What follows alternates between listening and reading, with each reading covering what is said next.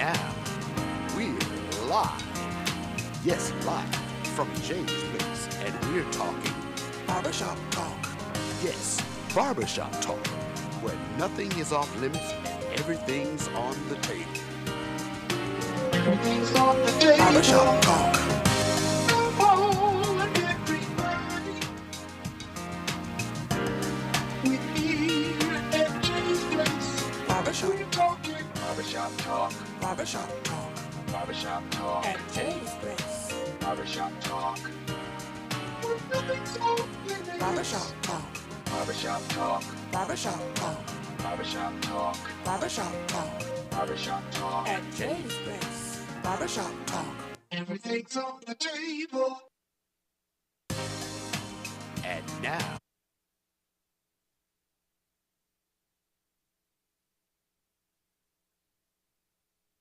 Barbershop Talk Live here at Jay's Place Barbershop, 1927 Olive Road. Olive Road, 1927 Olive Road. We at Jay's Place Barbershop.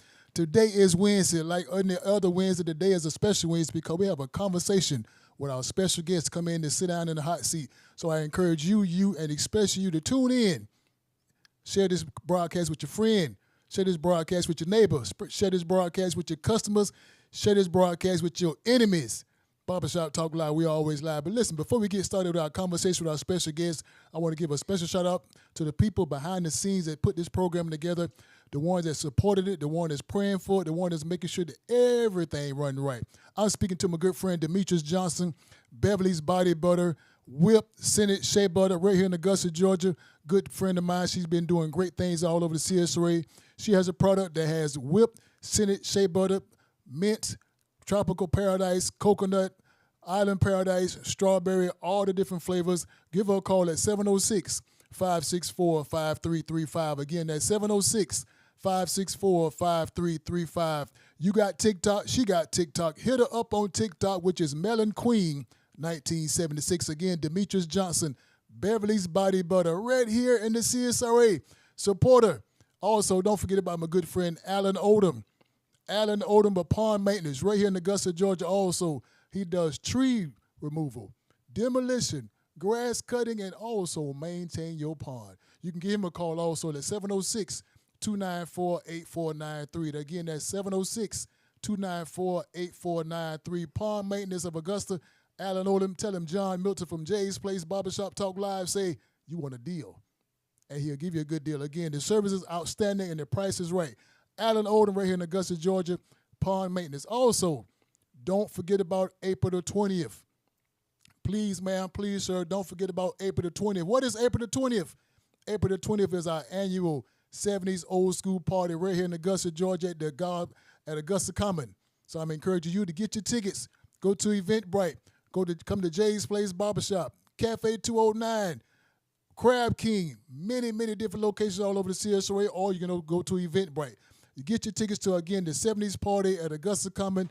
This is a HIV fundraiser that we've been putting together. Tickets are only $25 in advance, $35 at the door. So I'm encouraging you, put your Afro wigs on, put your bell bottoms on, get them big old earrings, get them old shiny suits. Let's have a good time, support the cause. Again, the funds we're raising is for HIV awareness, HIV testing, and HIV education. Again, April the 20th at Augusta Common. Old school 70s party. You ready to get out and have a good time? We'll be glad to see you at Augusta Common. So listen, also to my black business owners, right here in the CSRA, I'm encouraging you to be a part of something. What am I talking about? Augusta Black Chamber of Commerce. The Augusta Black Chamber of Commerce, my good friend Ronnie West and Shagrayla Hammond, they are spearheading this program. So I'm encouraging you to go to the website, mygabc.org. Again, that's mygabc.org to join the Black Chamber of Commerce. Great for your business, great for your generations, great for everything that you're trying to do in the business world. All of the things from an LLC, tax information, banking information. So I encourage you to go to mygabc.org and sign up to get your business incorporated with the MyGABC to grow your business, expand your business, and make your business a better business. Again, mygabc.org, Augusta Black Chamber of Commerce, right here in Augusta, Georgia. You would not regret what you are doing. So you have heard all the announcements. You have heard all the things we got going on at CSRA. So I'm encouraging you, as the old folks say, govern yourselves accordingly. But listen, now it's time to have a conversation. I'm not having a conversation with you. I'm not having a conversation with myself. I'm having a conversation with one of the guys right here in the CSRA that you see him everywhere. Some people see him at the gym. Some people see him all over the town. Some people at the games. But today, he is on Barbershop Talk Live. Who am I referring to? Some people call him The Rock. And I smell what he's cooking. Right now, I want to give a special shout out, Barbershop Talk Live World. This is my good friend right here, Mr. Eugene Brantley. What's up, Doc? Man, glad to be here, man. You good? Yes, sir. All right. Listen, again, I know your schedule is crazy. I see you all over town, but for you to take the time out your busy schedule to come to Barbershop Talk Live, I appreciate it. Yes, sir. I appreciate it. So now, can I get comfortable, Gino? Yes, sir. Go ahead. Let me take this thing. Do what you got to do. Let me get comfortable because what I believe now, what we have got to do is have a great conversation because I feel the energy already. I feel it. Do you feel it? Absolutely. All right. So let's what I want to do, Gino. I want you to kind of just relax and see where we're gonna go with this thing because I don't know where this thing gonna go. We're just gonna have a conversation about whatever. So that being said, I want you to look into that camera and tell everybody that's on the other side of that camera that's watching from Barbershop Talk Live World. I'm talking about people on YouTube, people on Facebook, and all over the CSRA. They want to know who is real Eugene Brantley. Okay, Gino is a young man who grew up in a small town called Estill, South Carolina. I graduated from high school there. I went on to play football at Savannah State University for 4 years. I got a degree in business management. And after that, I went on to be a recreation director in the town of Estill for a few years. And after that, I joined the law enforcement here with the Richmond County Sheriff's Office. Got into that profession, and it's been a little over 23 years now. I'm on my 24th year in law enforcement, and it's been great. I've grown a lot as a person. I've learned a lot. I've made some mistakes, along the way, and because of those mistakes, I'm here today, and I'm running for sheriff here in Richmond County. So, I know everyone wants to talk about the race and deal with the elephant in the room, so I'm ready. Let's go. Now, Gino, I heard what you said. Now, you said something about some sheriff stuff you talked. I heard something about some sheriff in your introduction, but I want to go back before we start talking about this sheriff stuff because, I want to get the important stuff out the way. Can I get the important stuff out the way? Yes, sir. You Absolutely. You from a town called Estill, South Carolina? Estill, South Carolina. It's in Hampton County. It's right below Allendale, South Carolina. So it's about 80 miles from here. If you go through SRS, Savannah River site, and you make a right turn. A lot of people go through the town of Estill when they're going to Hilton Head Island. And I grew up in that small town. There's a federal prison there now. And it's been there for, I guess, about 20-something years now. Now, I'm not sure if I'm not, correct me if I'm wrong now, is that still kind of a Geechee town? No, you have to, Edisto. I'm just at Edisto is up near Charleston. Okay. And that's where, that Geechee stuff is, more so in Charleston, Beaufort area, not in Hampton County. No, we're not Geechees. We ain't Geechee. Okay. Well, let me ask you, do you know where I'm from? No, sir. I'm from a big little town called Waycross, Georgia. You heard of Waycross, Georgia? I have. See, now we're a little more advanced than the Geechee folks that you talked about. Okay. So, we cook our greens a certain way.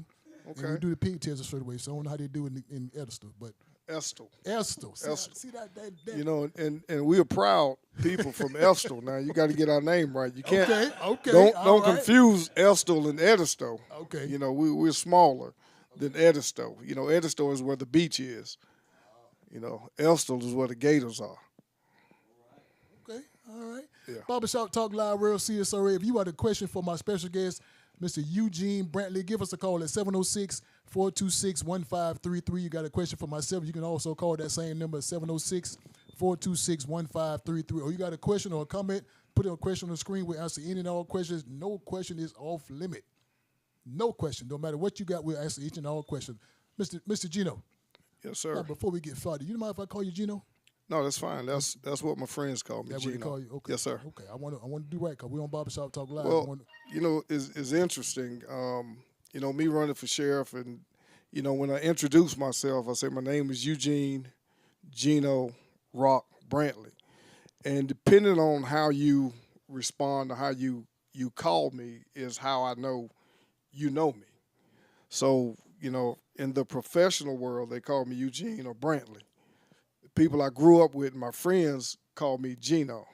People in the street know me from working in the housing detail with the sheriff's office. They call me Rock. So a lot of people know me here, affectionately known as Rock, here in the city, in the streets. Okay. Now, as you talking, you kind of brought something to my memory. Now, I try to be a good person that has a good memory and remember a whole lot of things. I remember one time I went. You didn't try to run from me, did you? Well, no. I got a pretty good track record if you did. but listen, as you say that, I was in the court one time. Okay. I think I was in traffic court. Okay. And I remember looking off to the left, and I saw you off to the side right there by the judge bench right there. Right. Off to the side. And I said, if I ever get in some trouble, I don't want that joker to grab me right there, boy. You was in some good shape back then. You in good shape now. But I say, man, if that guy right there ever get a hold of me, I'm gonna do right. So I just saw that looking at you, I got to do right. And I ain't been back to court since. I got you. I ain't been back to court since. So listen, again, I think we got about, I see the people still coming on, so we got about 25 people that's coming in. So I want to make sure everybody get a chance to sit down and ask all the questions I want to ask, because we got somebody here, as you say, you're running for sheriff. Yes, sir. And that's a big undertaking that you're about to take upon. You correct? Yes, sir. Absolutely. So that being said, let's go back. Can we go back? Okay, I'm on your time, man. I'm here for you, Joe. Okay, now you said something about you play football. Absolutely. What position did you play in football? Play linebacker. Linebacker. Yes. Now, Gino, I have always made sure that when people come in the hot seat, and they sit in the hot seat, and they tell me, and they also tell the Barbershop Talk Live world, but they say I also make known to myself that I Google this stuff. Okay. So as I Googled it, because I figured you're going to tell me that linebacker, so I did some Googling, and based on what came up. Well, I saw the linebacker and all that, but I didn't see a whole bunch of stars by your name that let me know you was a great Google. Well, let me show you. Let me show you who I am. Well, let's go live. Let's see it. So in 1990, I was the MVP of my team at Savannah State. Okay. What does that say on there? Serious Sorry Barbershop Talk Live World. I see the Lone Star Eugene Brantley. So that basically means that you docked this picture up together. I also trained and worked out with the likes of Shannon Sharp. Okay. We train daily. Now that right there, that picture right there, that's a magazine. That's in Black College Football magazine. Okay, so Barbershop Talk Live World, if you can see this photo, this also has been doctored also. So we'll do some more Googling to make sure he's telling us the truth. So do your homework. We'll do my homework. Yeah. I got you. Do your homework. I will make sure we do homework, because again, when people come in the Barbershop Talk Live World, we want to make sure they are telling the truth. They are truthful what they're saying. And there was a small town right outside of Augusta called Lincoln. Okay. And they had some great athletes that came from Lincoln, Garrison Hurst and a few others. But when I played, Elsto's small, it reminded me of Lincoln. Okay. And so I automatically connected with the people who played football at Lincoln because they had a rich culture. Played under Larry Campbell. They won championship after championship after championship. And those guys could play football. Okay. And being from a small college, I walked on to Savannah State because I was supposed to go to Winston-Salem State on scholarship, and they kind of reneged on me. So my dad and John Henry Martin ended up taking me up to Savannah State. I met Bill Davis, who's the head coach, and he gave me an opportunity to walk on at Savannah State. So I walked on to Savannah State, and I walked out as the MVP. Okay. All right. Sounds good. We're going to still Google. We're going to keep Googling. So now I didn't hear anything earlier when your introduction. Are you married? Yes. Okay. I'm married to my wife is Maya Brantley. We have 3 kids. I have 2 prior to marriage, and she has 1. All girls, beautiful girls. My youngest one is in college. My youngest daughter's in college. She goes to North Carolina A&T. The middle daughter, she graduated from North Carolina A&T 2 years ago, and the other daughter works up in Atlanta. Okay, got a well-blended family. Yes, sir. And you say you've been married how long? 5 years now. 5 years. Okay. Yes, sir. Okay. Good. Hey, I'm working on 28. That's a blessing. That's 28. good. So That's thank right. God for my wife. Baby, I know you're watching. I'll be home shortly, and I love you. So, Gino, let me ask you this now. You went from a college great playing football. You went from there. Did you say you got into the sports training? No, I was a recreation director, Recreation but director. actually after playing football at Savannah State, I played a year over in Italy for the Florence Apaches before I ruptured my Achilles, and that kind of ended my football career. Okay. All right. So you had a little time to do a little bit of everything. Right. So now, Sit back. so let me ask you this now. Why would you want to leave all of that and get into the law enforcement? Because law enforcement ain't the prettiest job. It ain't the easiest job. It's a job that. Oh, we got a question from the floor. Yeah, well, not a question, comment. Okay. Gino got some family members listening. Boy, where your mic went out just then? Yeah, I think my mic was off. Yeah, I guess I hit it and it was off, but it's on now. Roderick Peterson, Floors Cute, and Nicole Page. Well, they just know about your mic. Okay. So So I accidentally hit the off button on here, so I'm on now. So Okay, so for the ones that didn't hear what he had to say when his mic went up, I just reiterate what he said. He said he won the Super Bowl a few times and he played for all these different teams. So if you didn't hear all that, I just tell you what he says when the mic went out. So he's renegotiating contracts now. He's also a sports agent. He had a lot of stuff going on. So this is the real Gino. straight from John's mouth. Yeah, so the ones that didn't hear all that, I had to let you know what he said. And remember, we are live. Absolutely. Again, give us a call at 706-426-1533. We got a special answer. A special question for our guests, or a special question or comment for myself. You can also give me a call at that same number, 706-426-1533. Gino. Yes, sir. I'm still jumping around. Barbershop Talk Live has been known to jump around, go from question to question, south, east, north, west. We ask all kind of stuff. So my mind taking me back to when you said about the sports and the training and all that. So I'm gonna ask a simple question. Yes, matter sir. of fact, I like to refer to my notes. Can I refer to my notes? Absolutely. These are the notes that I got a chance to get together from some of the people that knew you was coming on. Okay. So when I told them that you was coming on, they said, make sure you ask Gino this question. Okay. Make sure you ask Gino that question. So I don't want you to see these notes, but based on the friendship that we have so far, I can let you see these notes. I can let you see the notes. So Go ahead. You Go know ahead. I Just didn't shoot. I didn't make them up. Just So shoot. I'm gonna let you see the questions. Let's So go. you see the questions. I can't believe somebody asked you that. That's the question. Wow. So I'm gonna ask them a question. So the question is, if you heard that big word, if you are successful in becoming the next sheriff of Richmond County, what can you do to put us back to number 2 spot that we used to have years ago? When you say number 2 spot, you mean as far as in Georgia, number the biggest city in Georgia. right? So that was a question. I didn't make this up. Okay, so a city only thrives if there's safety. You know, a lot of people that I've met at restaurants in different locations who have moved from Augusta and who's moved out of the city limits and moved to Grovetown in Columbia County feel like the city's not safe. And when they feel like the city's not safe and they're concerned about their safety and we can't provide adequate safety for them, if they can move, they will move. Unfortunately, most people can't just pick up their families and move like that. It's just like if you go to a restaurant and you know what good service is, and you know what you're willing to pay for good service. So you go to a restaurant and the service is not great. You have an opportunity to decide whether you want to go back or whether you're going to go somewhere else because the service is not great. And you make that decision. That's, rather simple. But moving your family requires a lot more than it does to just pick up and move and go to a different restaurant.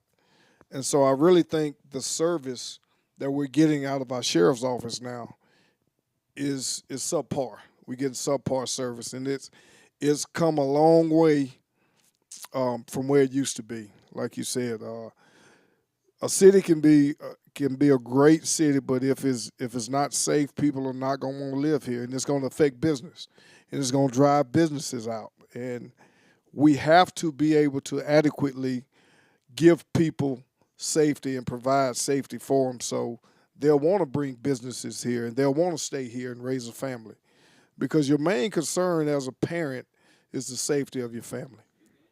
Okay, I understand. I love that answer. But what I do, I got a question from the floor. So, question from the floor. Yeah, Shabazz, I don't have a mic. Shabazz asks, what can you do to help the youth in Augusta as a sheriff? Good question. So, don't know if you heard, but he asked, what can I do to help the youth here in the city as a sheriff? I think it's incumbent upon the sheriff to put back into the city. I think the sheriff's role here is very important. And I think, or I believe, that we can start to structure programs that involve the youth and deal with the youth and give them another outlet.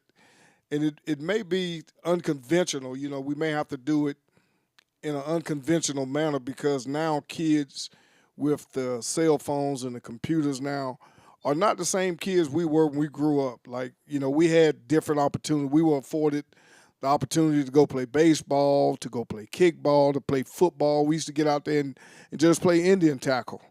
Now these kids have so much more to entertain them, and their attention spans aren't that great now. So if you have to find a way to interact with the kids that's a little more unconventional, and start programs that has their interest. And then when you have their interest, you can keep them there and you can keep them out of trouble. Like the Bible said, an idle mind is devil's workshop. Absolutely. Okay. Gino, I've been, like I said, I'm from a big little town called Waycross, Georgia. Been here for 30 plus years. I love my hometown and I love Augusta. But if you go around the country, Augusta is known for three things. Three things Augusta is known for. CSOA Barbershop Talk Live World, you back me up on this if I'm wrong. So Augusta is known for three things. One is the Masters, James Brown, and the Cliques. First of all, Shabazz said he got his vote. Thank you, sir. All right. So remember, Augusta is known for three things. Augusta National Masters, James Brown, and the Cliques. The cliques. Augusta is known for many, many, many cliques. That's why some people say stuff don't get done. We got all these cliques. They don't take care of business. They don't do what they're supposed to do for the city. So let's just say you're the next sheriff of Augusta, Georgia. How do we know, and the people that's watching Barbershop Talk Live World, that you won't get clicked up and the same business as usual? Because, again, that's the third thing, the cliques. So we don't want no more cliques. We want some stuff that's going to be taken care of in this city because, again, we was number 2. We was number 2. Now we looking at 3, maybe 4.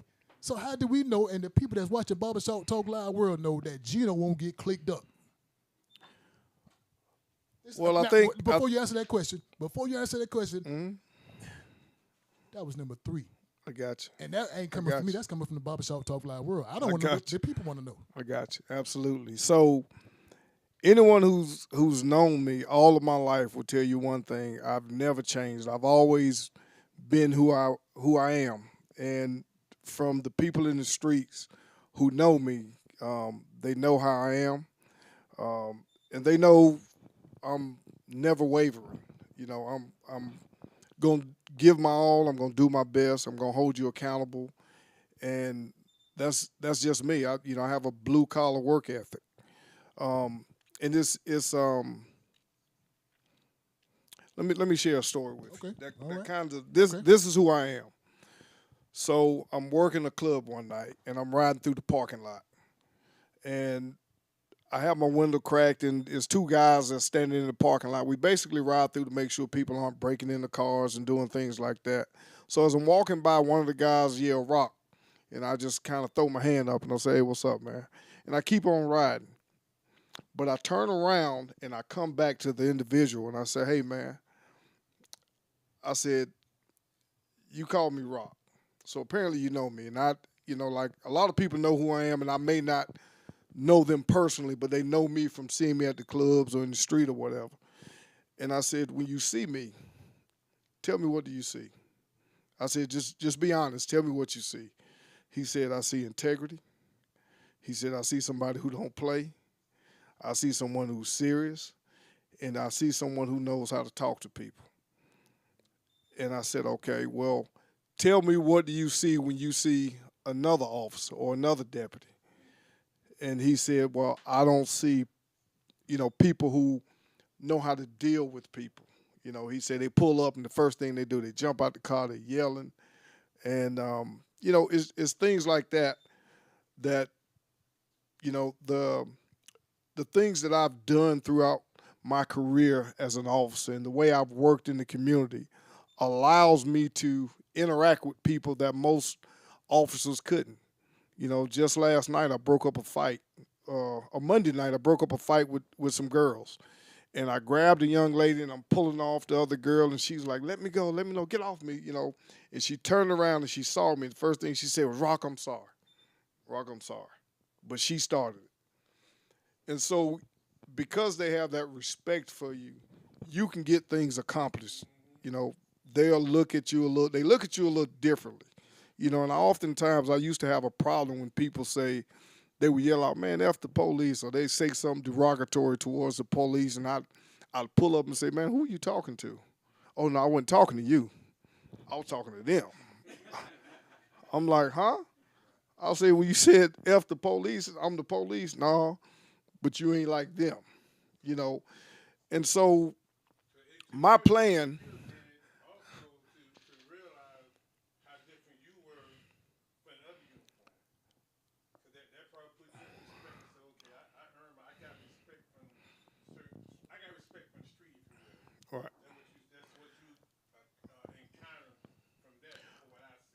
Right. And so you build that from community policing. You build that from being in the community, being able to talk to people, being able to get things solved.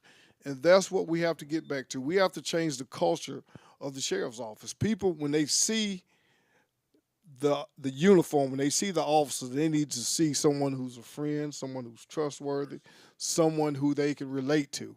And a lot of times now, when you only see the police when things are bad, then you start to associate bad in the police instead of the police being proactively involved in the neighborhood, getting things done. Because when you do that, now you can work along with the citizens to figure out, okay, this is what's going on in our community.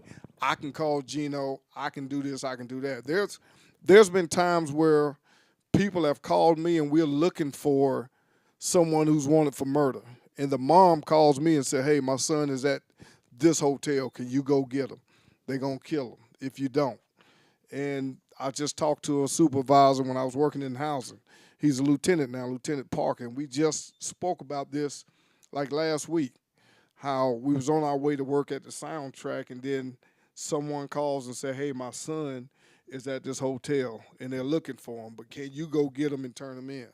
And before we went to the soundtrack, we stopped off and we went up to Gordon Highway right there at Doug Bernard behind that video store at the hotel, picked the guy up and was able to, turn him in without further incident. So that's how you solve crime. You have people who trust you and you build a relationship with them, and that's what we have to get back to.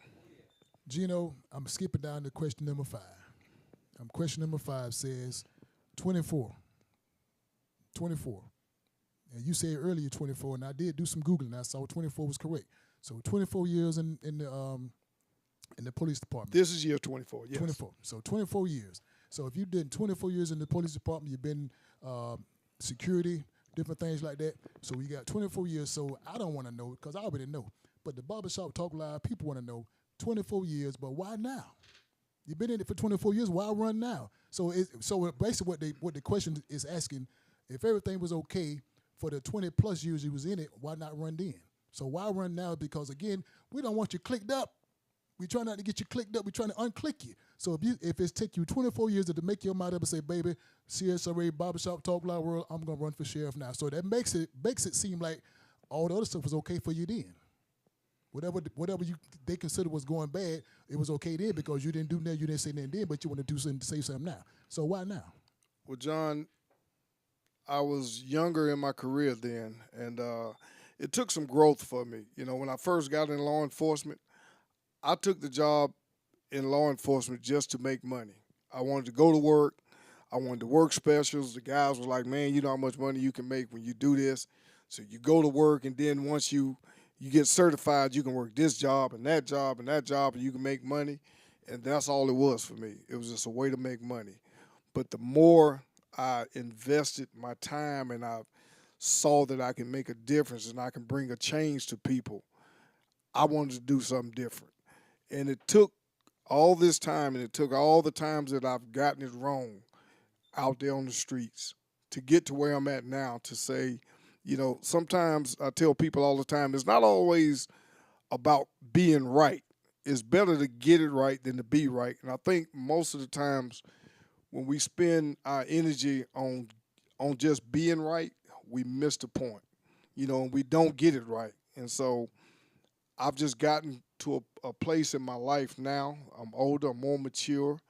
I've learned a lot. You know, I've stumbled and I've failed, but I've gotten back up, and God has made me who I am, and I can understand people. I have empathy, and I have perspective, and that has pushed me to want to do something great for the city of Augusta that I've come to love. And I know we deserve better than what we're getting. And if anyone can see the state of Augusta and the city and where we are with the law enforcement, with the things that go on in the department, if there's anybody who can say things are going to get better, they're just fooling themselves. It's not going to get better. I mean, we've been under the current administration for going on 12 years now, and it's progressively gotten worse. We've locked up almost 40 officers now over the past couple of years, and it's not getting better. Hold on now, Barbershop Talk Live World. I want to make sure you heard what he said. You say they have locked up how many officers? Locked up almost 40 officers. Okay. Here recently for various things. I look back in 2023, I think they said it was like 32 or 33, and then we just locked up 6 more. We just charged 6 more, so that's 38, 39 officers. So we're right at 40. So, I mean, what are we doing? I mean, and so I think we have to change the culture. We have to change the culture of law enforcement. We have to change and build. We have to fix the morale of the officers. You know, we know they're short. I'm out there with them. I still work in the street. I see them from time to time. It is not that the officers are doing all they can do. I mean, they're doing all they can do, but when you're steady pulling from the same officers, you weigh them down. And this job has the highest suicide rate of any profession in the world. And when you don't give the officers time to unwind, you don't give them time to, you know, reflect, kind of decompress, and you force them to go to work in the jail where they don't want to work because it's unsafe in the jail, and they don't want to work on the street because we don't have enough officers out here on the street, and they don't feel safe here either, then they leave. And so you have a problem with retaining officers, and you have a problem with recruiting officers. Like, when I started in law enforcement, I was recruited by other deputies. Man, you need to come, you know, be a part of this. Come join us. And that's how I got started. And you don't see that no more, because if you are doing something and it's not good for you, you're not going to encourage any of your friends to come join. You know, it's like if you go to a church and the atmosphere is great, you're going to go back. You know, if the speaking is good, you're going to go back. You're going to want to be a part of that atmosphere. So that's what we have to recreate to get Augusta back to being safe again. Okay. I think we had a question from the floor. We got a question from the floor? I got several. I got 2 of them. Both of them from Shabazz. Okay. He said, Chef, what can you do to bring the gang activity down in Augusta? That's question number 1.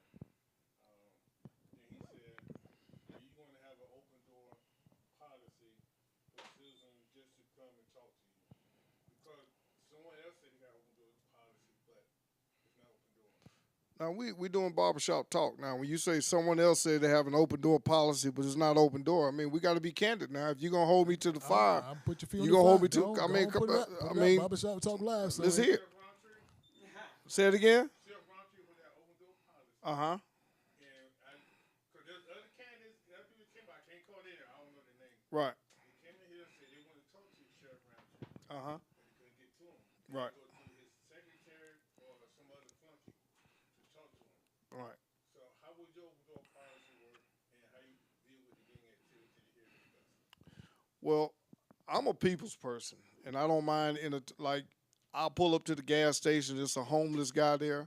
I'll talk to him. Many times, people will come up to me and say, they may know who I am and be like, "Hey, Rock, what's up, man? You know, man, you remember me from 401?" I'm like, "Yeah, I remember you, man. You know, like what's going on, man? I just need this, need that, you know." And I'll talk to him and I'll say, "Look, man, I don't mind getting you something to eat. I don't mind doing this for you, but you know, I don't feel like I'm better than anybody." And I think that's a big problem here. And I think, you know, now it's time to be more intentional in how we vote. It's time to be intentional about how we doing things instead of just voting for someone because they're my friend or, you know, we in this clique together. If we're serious about did you say click? I said clique, but Okay. if we're serious about the city of Augusta, if we're serious about the city of Augusta, we'll vote for the best person for the job, not because, you know, we gonna get something out of the deal. But in relationship to the gangs, you know, I think you have to get in the neighborhoods. You have to be out there. You have to be able to talk to them. And a lot of these guys I talk to, I see them. They'll come up to me and I can speak to them. I can get things accomplished because they know me and they feel like they can talk to me. But if they can't talk to you, then you're not going to be able to reach them. You're not going to get anything done. Communication is one of the most important things that we have as people, that the only way we can get anything solved is through communication. Okay, so that being said, Rock, when you talking about there's a shortage of the officers in the city, a lot of things get done that we won't have enough officers to survey the areas and patrol the areas. Now, if you are able to become the next sheriff of Richmond County, what can you do to make sure we have the officers? Now, the first thing we're gonna have to do to get the officers here is to pay them. So now, there's money in the budget to pay these potential officers that you're trying to bring on to police the whole area, or we're gonna go back to square one and now we're gonna almost just business as usual, kick the can down the road to the point where now you can't get the officers there because ain't nobody gonna get paid because they go them down the road to Columbia County and they'll pay them. Well, anybody who's worked with me and anybody who knows me, when I work somewhere, I'm like the last one to get my money. I make sure everybody else is paid before I get paid. And there have been times where people will ask me to come work. "Man, will you work this for me? Will you do this for me?" And they'll say, "Well, hey, I'm going to give you this, and I'm going to pay them that." And I'm like, "No, we all doing the same job. We all need the same pay." And I think the deputies here need to be fairly compensated for the work we do, for the city, for the job that they're doing, and for the amount of people that we have here. I think they need to be adequately paid for the jobs they do. Now, I think the sheriff dictates the pay and how much each person is paid. I think from my conversations with people who are a commissioner or who's been a commissioner, I think that is, you know, the sheriff's duty to dictate how they're paid. And so, you know, I wouldn't dare come in the first year ask for a $50,000 raise and then worry about my deputies later. You know, I would say, let me show you what we can do. Let's put the, you know, let's put the work out there, and then you would want to pay us. You know, but then it goes back to morale. You know, when you're in charge, when you're a leader, and you don't speak to your deputies, because I've spoken to them, and they said, "Man, you know, he'll walk by and won't even speak." I'm like, man, how can you not speak to to one of your officers? How can you walk by them and not speak to them?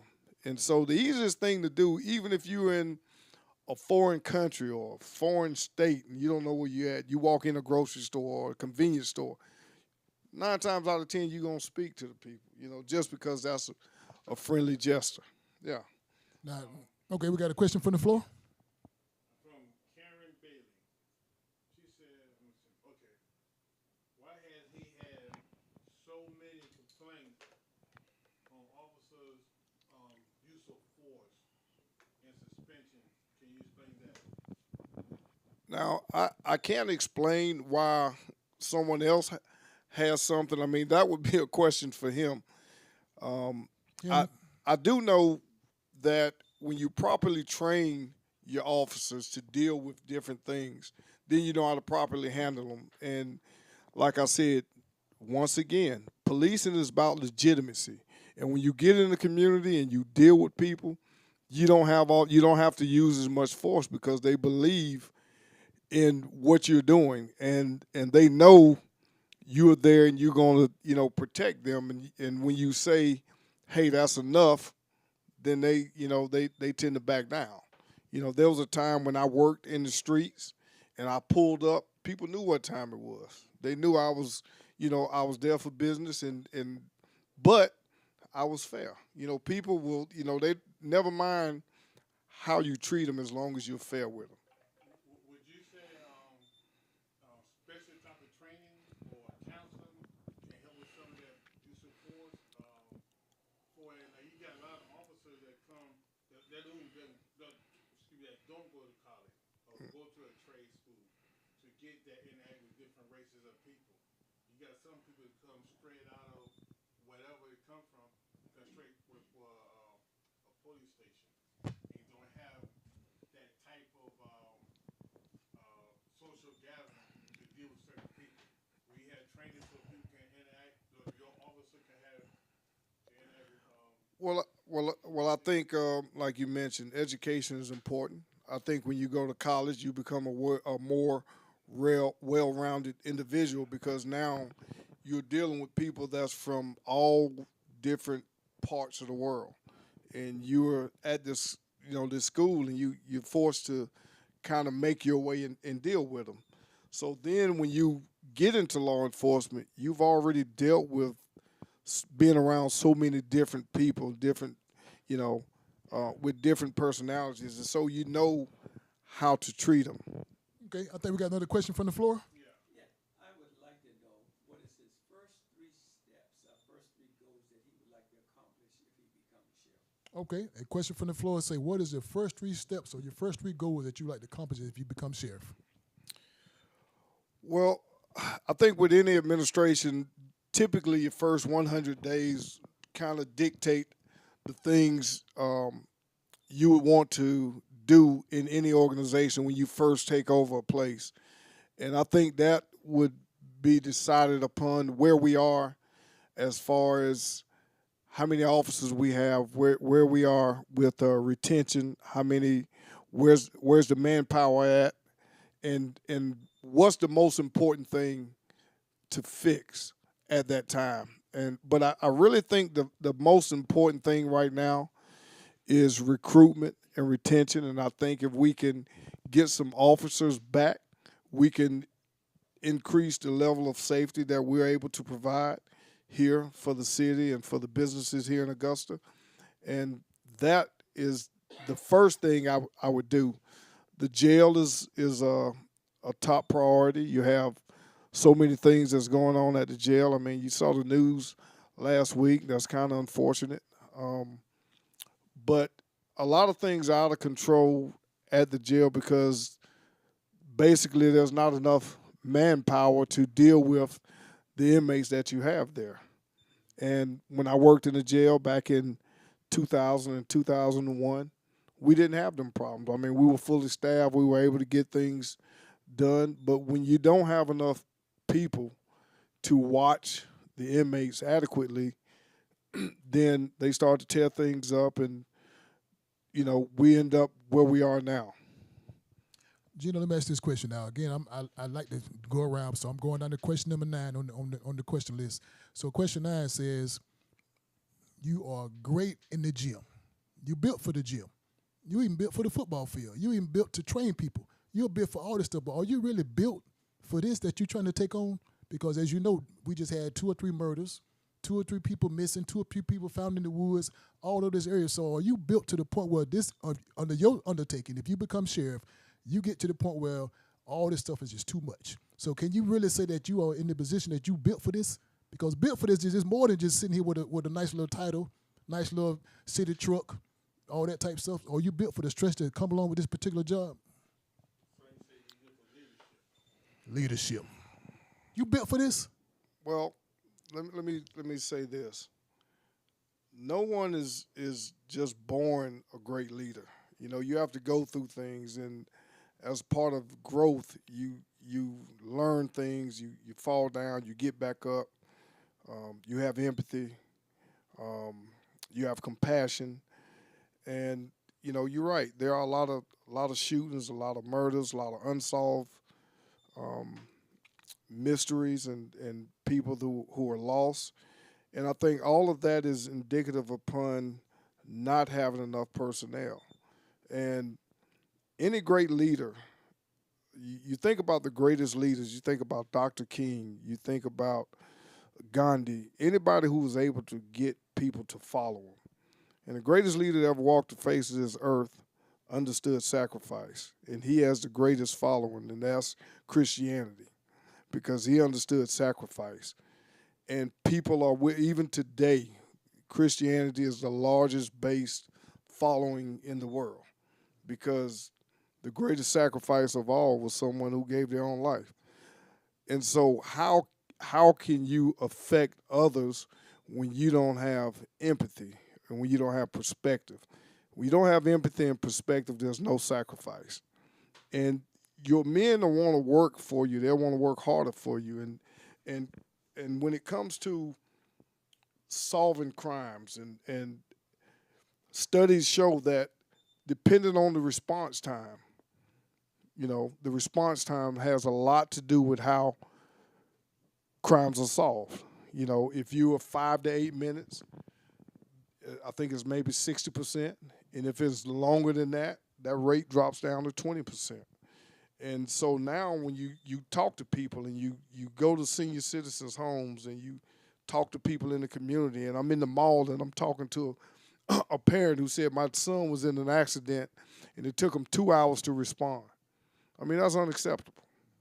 You know, I went to my doctor's office and I was talking to him, and he said, Gino, you still running for sheriff? I said, yes, sir. And he wanted to know why. And I said, well, the service we're getting now is subpar, and it needs to be better.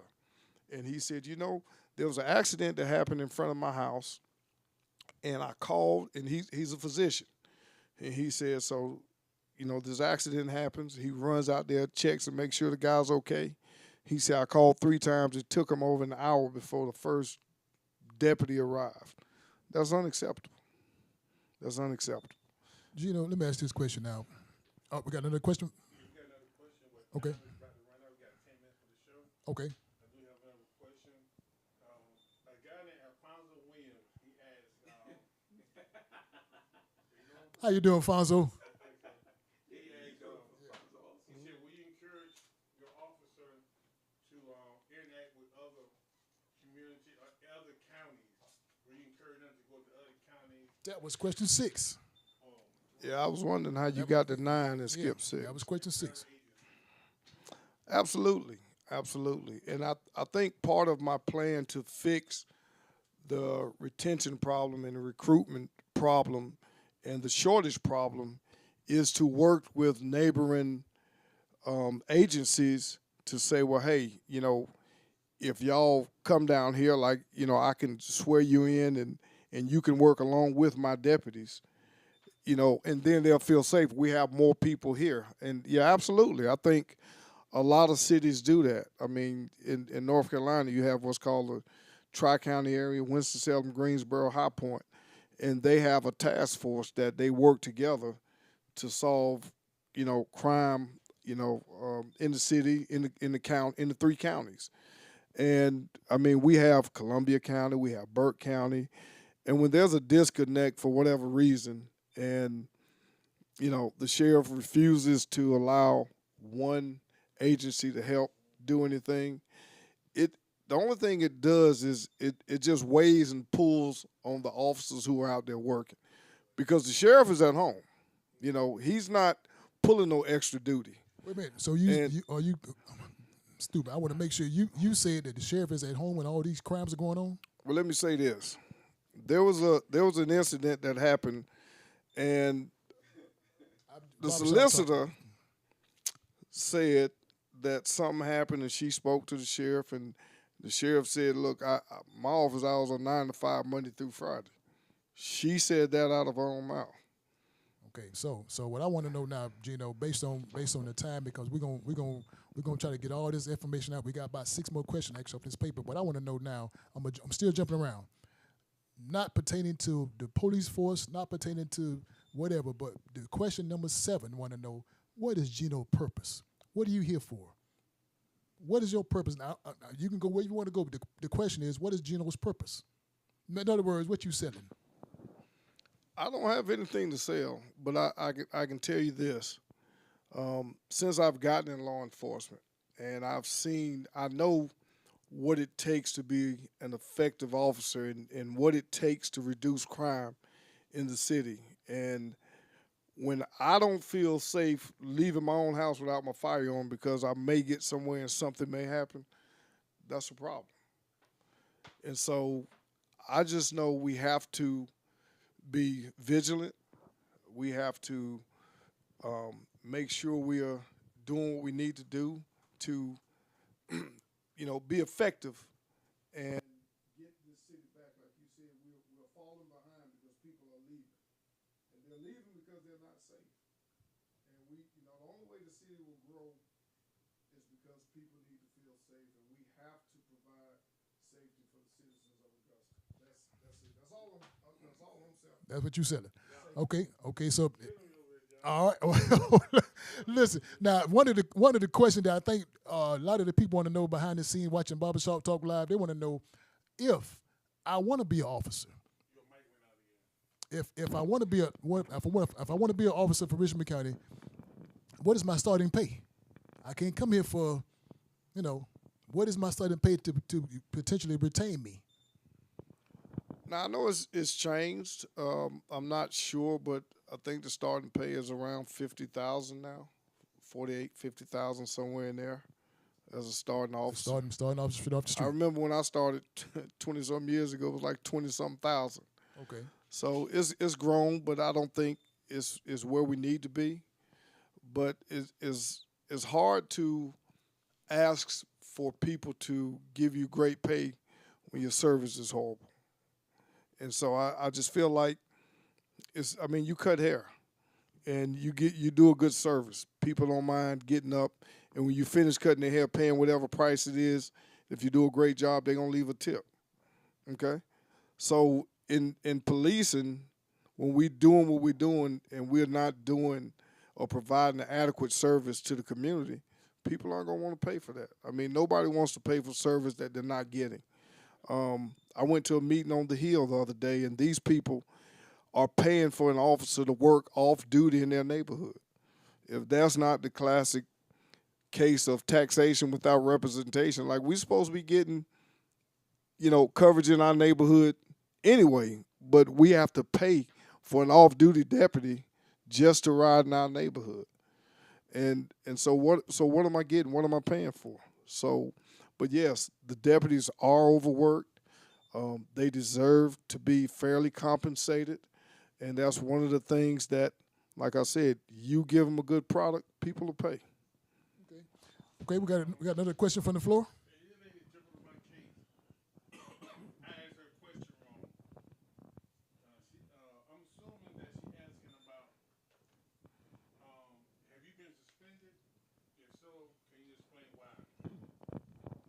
Okay, I've been suspended a few times. I think may have missed court maybe once or twice. And back when we were coming up, when you missed court, you automatically got suspended. Okay, I think I missed court one time, and I was at work, and they suspended me. And I remember going to the review board, and I'm like, but I was at work. I mean, it wasn't like I just didn't go to court and I was home and I was off. But I got suspended and I was at work. Um, there were one time where I went to put someone in the back seat of the car, and I guess whoever I arrested the night before had a baggie of weed, and they dropped it in the patrol car. And when I was putting the guy in the seat, he saw it. He's like, "Man, I'm not getting in there. You gonna, you know, charge me with that weed or whatever's in there." And so I basically grabbed a little baggie of weed and just stumped it out in the ground, put him in the car, and he complained about that, and I got suspended, behind that. And I think one time I was at the municipal building for court, and I was trying to get to court, and whatever, the train delayed me or whatever, and so the only parking spot was a spot that was reserved, and I parked a patrol car there, and I ran up in there, and B.A. Patterson was like, "Man, you can't park there." I'm like, "Man, what are you, a parking attendant?" And he worked for the marshal's office at the time, and I got suspended behind that. But like I said, I'm not perfect, and I think it was important for people to know, like, that I'm not perfect, and I've made some mistakes, but I've learned from them. And because of those mistakes and because of those lessons, I'm here today, and that allows me to have empathy for others who may miss court or who may, say something that they shouldn't when they're early in their career. But all of that's just part of growth, man. It's just comes with the territory. Now I got a question. This is my question. Oh, wait a minute. Hold on. Got another question from the floor. Hold on. Miss Karen, she on me. Okay, what you got, Miss Karen? First of all, she mad at me. She said there are several questions I'm noticing that are not being addressed correctly or even at all. When the mic fades in and out by the mistake by the mic and loss of sound. I'm assuming she thinking that we covering up something. But I'm asking the question as I see them. Because she has so many promises are made during campaign. If you are elected, and do you know through how does the community vote hold you accountable? See, she has her questions kind of fumbled, but she one of those. All right, Karen, let me say this. The microphone going out, there's an on-off switch right here that my thumb has been hitting, and just, I've knocked it. Kathy. No, it's Karen mad, but Karen. Yeah, Karen. Okay. And so that was on me. There's nothing no one's trying to cover up. I mean, we're live, and it is what it is, and that's on me. But back to, holding people accountable. I am who I am, and I'm not your typical politician. I'm just a guy who knows how to treat people right. I'm a guy who got my grassroots from working in the projects in Augusta and doing it my way, and being successful in doing it that way. And now that I've grown a lot, like I said, I've made some mistakes along the way, but I have nothing to hide. I have nothing to hide. Gino, I'm still skipping around these questions. I want you. Wait, what about this question? Got another question? Another question from the floor? That was it. He answered Okay. Captain Roundtree at the same time. Okay. About being accountable if you're voted. Okay. Who holds you accountable? Everybody votes for who holds you accountable. So who holds you accountable? What do you do? Well, being held accountable, when you get an opportunity to vote, like I said, we have to be intentional.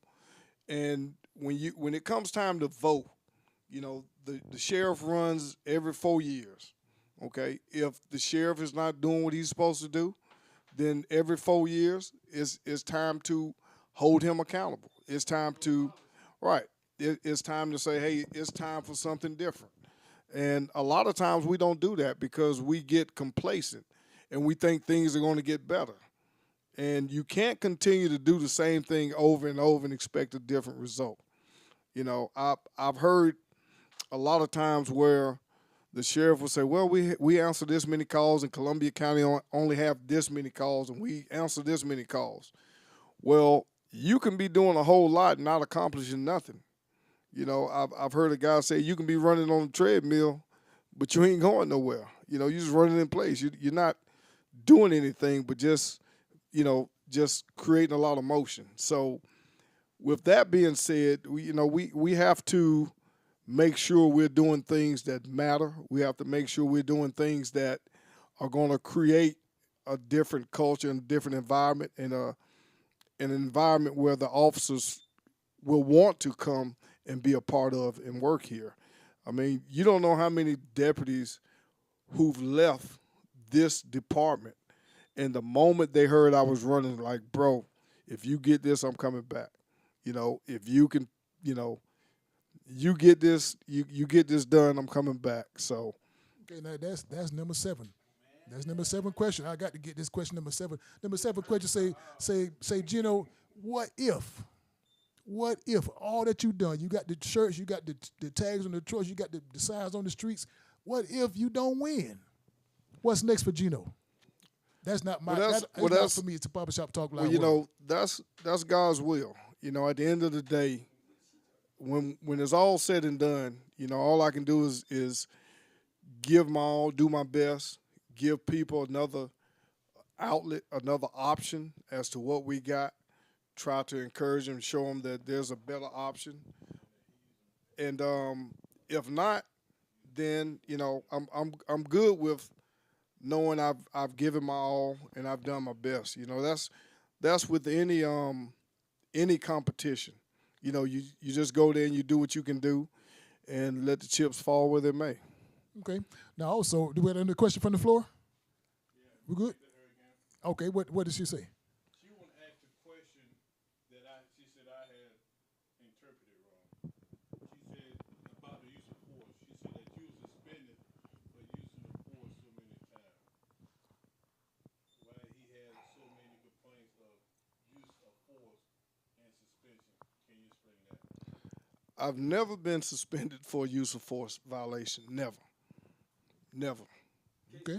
All right. Okay. Never. Okay, and we can check that to be sure, but Absolutely. we can check that to be sure. Absolutely. Barbershop Talk Live World. So also let me give you a simple question. The simple question is, what is your daily prayer? Just that's nothing special. What is your daily prayer for Gino and also for the city of Augusta? Well, you know, when I wake up in the morning, I just thank God for life, health, and strength, and I ask that for the same protection for my fellow officers, for me and the officers, and I pray for this city.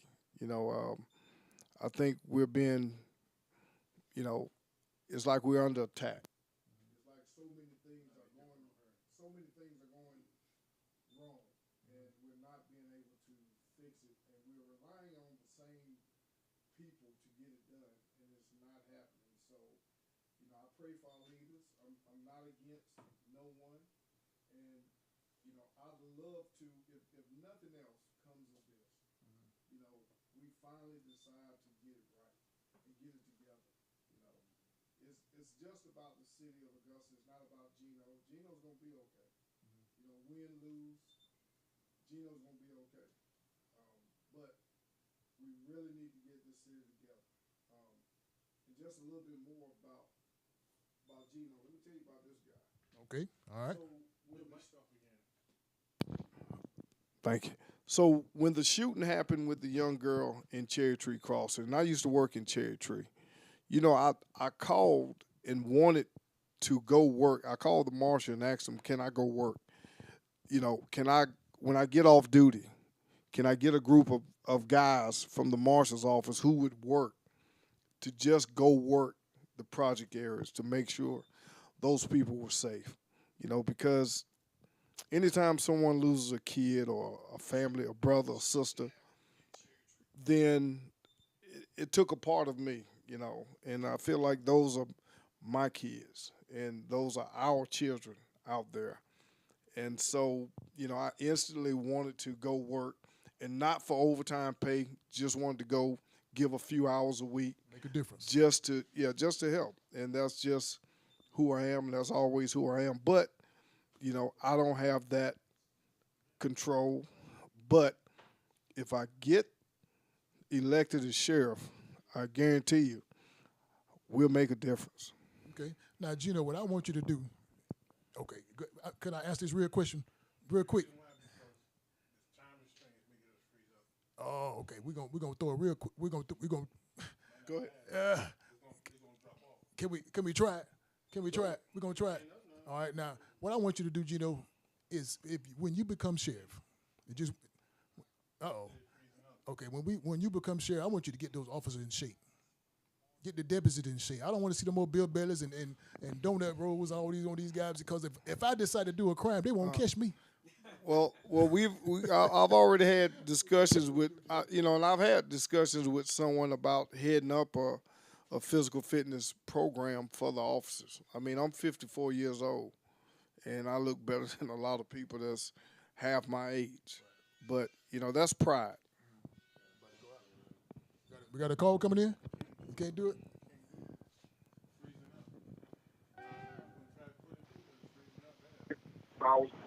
Hello? Hello? Yes, sir. Yes, ma'am. What's your question? Hello? Yes, we here. What? Can you hear me? Yes, I can hear you now. Okay, what's your question?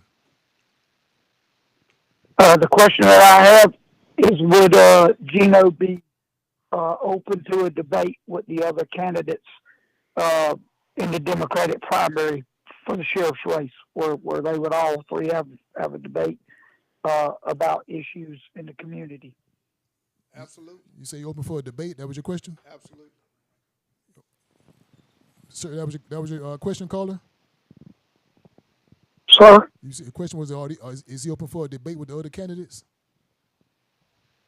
My question was, would Gino be open to a debate with the other two candidates in the Democratic primary, with Sheriff Roundtree, the current sheriff, and with Bo Johnson, Absolutely. the other Democrat running?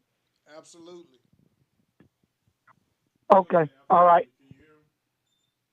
Yes, I did hear him. Okay. All right. I appreciate you for calling, and keep on watching Barbershop Talk Live, and be looking out for that debate. Look out for that particular Okay, debate. thank you. It's coming out, and whatever, Thank you so much. we definitely need your vote wherever you vote for. The vote is up to you, but we definitely need your vote. So, Gino, let me ask you a question. If anybody want to vote, anybody want to make a donation to your campaign, how can they do that? They can go to GinoForSheriff.com. They can go to GinoForSheriff.com. Okay, and they can make a donation on that site. Yes, sir. And if you need any volunteers? Yes, sir. You can also volunteer on that website. You can donate on that website, and it also gives you a lot of information about me and how many years I've been in law enforcement and things of that nature. Okay. All right. See you, sorry, Barbershop Talk Live World. You have heard the pleas. You have heard the current comments. You have heard the concerns from Gino running for sheriff right here in Richmond County. I urge you to get in contact with this person. Stay in contact with him. Google him if you need to. Rock the vote. You can Google him just to make sure everything he said is correct. So, again, Barbershop Talk Live we are here live each and every Wednesday. We ask that you go to the YouTube page, like and subscribe to the page. We ask that you'll continue to watch. Next week on Barbershop Talk Live, right here in this hot seat, is my special guest, J.R. Riles. J.R. Riles, right here in the hot seat. He's going to give you what's on his mind. So I ask you, and especially you, tune in to Barbershop Talk Live, because remember, we are always live. So, again, give us a call at 706-426-1533. At 706-426-1533. Gino, any parting words? Any final words? Yeah, I just want you all to go vote May the 21st. Eugene, Gino Rock, Brantley for sheriff 2024. Thank you. All right, you heard it from the horse's mouth. Again, Barbershop Talk Live is live each and every Wednesday. But listen, we got time for a giveaway, DJ?